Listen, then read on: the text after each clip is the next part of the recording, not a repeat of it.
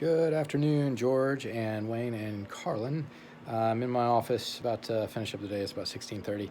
My computer still isn't working, so it's been about a week, and I wanted to send one last response to George. George, I noticed that you waited 11 minutes between my response to you and your what you wrote back to me. I can't find that last message that you sent back to me. I might have accidentally deleted it, but you can find it and resend it if I don't address everything that you asked. I think the only question that you asked was what changed the flip the switch for me, and it wasn't a switch being flipped. I just never had a problem of identifying people by race, and I never had any issue in characterizing white people as better than black people or brown people as better. It just hasn't been an issue. I just read an article in the Bongino Report about Stephen King being blasted for a comment that he made on diversity that I thought would be interesting to share, because he said he wouldn't consider diversity in matters of the art. He said, as a writer, I'm allowed to nominate just three categories: Best Picture, Best Adapted Screenplay, and Best Original Screenplay. And for me, that diversity issue, as it applies to individual actors and directors anyway, it did not come up. That said, I would never consider diversity in matters of art, only quality. It seems to me that to do otherwise would be wrong. And so I'm sure you know who Stephen King is, and apparently a film director. Somebody else said she was in dismay because of his take on diversity, and she admired him. She said, when you wake up, meditate, stretch, reach for your phone to check on the world and see a tweet from someone you admire that's so backward and ignorant, you want to go back to bed, she wrote. She said the most important thing, oh, so King, he backtracked. He said the most important thing we can do as artists and creative people is to make sure everyone has the same fair shot, regardless of sex, color, or orientation. Right now, such people are badly unrepresented, and it's not just in the arts. You can't win awards if you're shut out of the game. So I think we see it everywhere. I think that it's important to recognize problems without making more problems.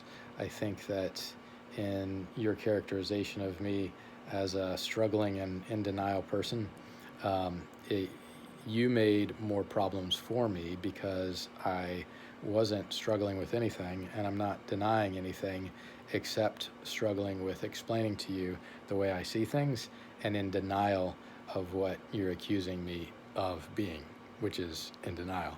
So I'm denying being in denial, therefore I am in denial. So it's like a no-win situation. And Carlin, in one of our discussions, said that I put him in a catch-22, and I guess so have you. Um, so there wasn't a switch that ever got flipped.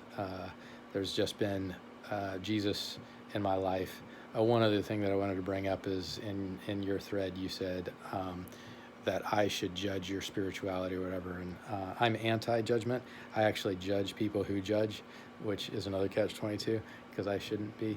I should just let them go ahead and judge. But I guess I'm still working on that.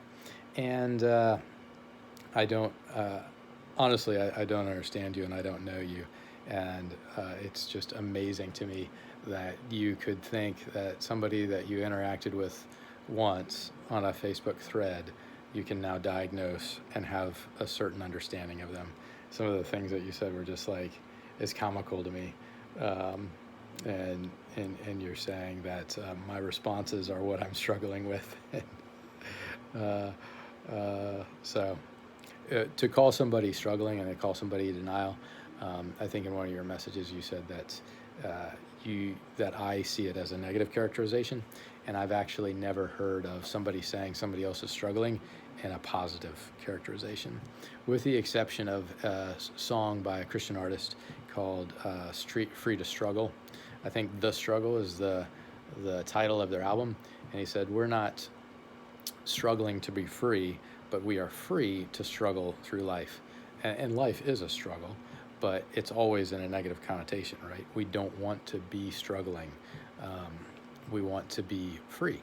So we have to, but in this realm, I think you got me so far wrong, and you're trying to put me in a box of characterizing me with the responses of other people. And I think that you have some, uh, uh, I think it's perception bias, or it's that bias that somebody already sees something a certain way, and it's confirmation bias. So I think what you have when you're dealing with me is confirmation bias, and all of the thread and everything was because of that confirmation bias that you have. If you're going to allow me to diagnose you as you have seemed to diagnose me. So if that's fair. Now, you may not have confirmation bias, but if that's the case, and I am open to that being a possibility, and if you're going to take me up on that, then I think that you need to be open to the possibility that you're wrong about me, that I'm not really struggling. The only thing I'm struggling with is trying to explain to you the way I see things and help you understand me, and I'm not in denial of anything. And I think that that's because of my upbringing was rather inclusive of all peoples.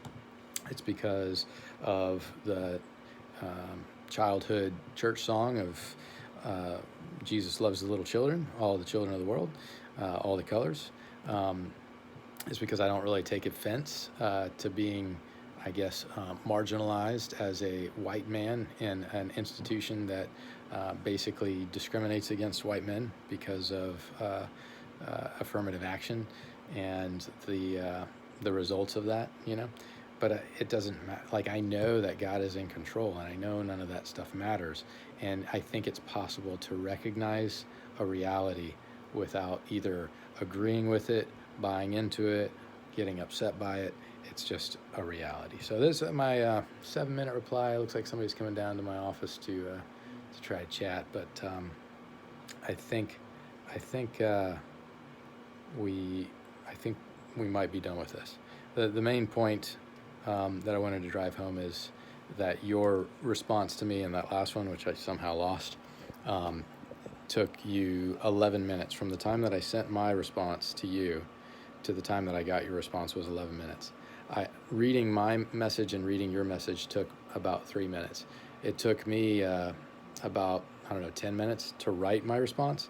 And so to me, I don't think you even read my response.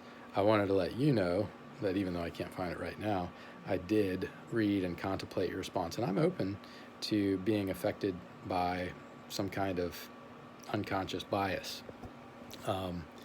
And I'm open to seeing how that plays out in my life. But Carlin's pretty close to me. And I just had somebody in my office that, I've probably had every single nationality in my office, if we want to avoid using the word race. But here's what this other author, who's 25 years old, accused Stephen King of being unfair and guilty of implicit bias. When we start accusing other people of bias, I think it just reveals our own bias. When we start saying people are racist, I think that it's because we're racist. And I think that the step towards unity in the midst of all this diversity is recognizing that we are all made by the same creator, and insisting that it's a sin problem and not this ideological problem. To me, I don't think most Christians, because I think you mentioned most Christians go around the same path or whatever. I don't think you've met a Christian like me, and I'll just say that. And I would think Carlin would agree, because he gave a long spiel about why he's different than everybody else, because I said that he's indicating things that I've dealt with before in one of the ways that I was addressing him. So hopefully you enjoy this little ramble, this little monologue of mine. Feel no compulsion to reply. I think we're good. I saw that Carlin's writing a foreword for your book, so obviously you well in advance in age and years and me. One word of caution as a parting shot: I wouldn't judge somebody that I hadn't met and had a conversation with, even if I'd met a lot of people that exhibit similar characteristics. I go back on what I originally stated about Carlin, thinking that he was like these other people. Carlin is one of a kind, and so am I one of a kind, and so are you one of a kind. And I think if we're going to erase races, we have to recognize that every person is unique, individual, and different. All right. God bless you. Talk to you later.